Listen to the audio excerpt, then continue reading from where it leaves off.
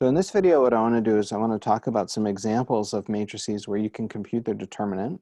Let's say I want to look at 1, 2, 4, negative 1, 1, 5, and then let's see, let's do negative 3, 1, 4. And what I want to do is I want to compute the determinant. But what we're going to do first is we're going to simplify. And the way that we're going to simplify is let's expand along the first column. So what we're going to do is we're going to take our matrix A. So that's 1, 2, 4, negative 1, 1, 5, negative 3, 1, 4. And then I'm going to add to it multiples of row 1 to rows 2 and row 3. So we're going to change row 2 to be row 2 plus row 1. We'll change row 3 to be row 3 plus 3 row 1. And when we do that, let's think about what we'll end up with. We'll have 1, 2, 4. If we add rows 1 and 2, we're going to get 0. And of course, I know that I get a 0 all the way down. That's why we pick those multiples of row 1 to add to row 2 and 3. But let's see, if we add row 1 and 2, we're going to get 0, 3, 9. And now if I take 3 times row 1 and add it to row 2, we're going to end up with 3 times 2 is 6, plus 1 is 7.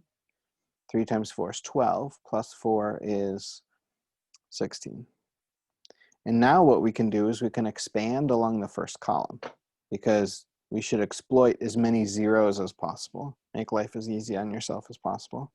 And when we expand along the first column, by the way, we need to keep track of this, but in this case it's fine. Adding a multiple of one row to another does not change the determinant. So the determinant of this new matrix and the determinant of the original matrix will be equal. Okay, so the determinant of A can now very easily be determined by the determinant of this new matrix that we get, the 1, 2, 4, 0, 3, 9 matrix. So the determinant of A, let's expand along the first column, is going to be 1 times the determinant of whatever that matrix is, 3, 9, 7, 16,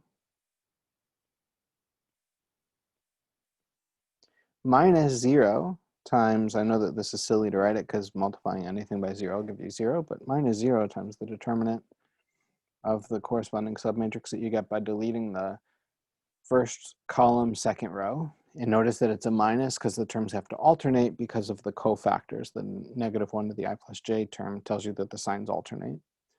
So we get 0 times the determinant of 2, 4, 7, 16.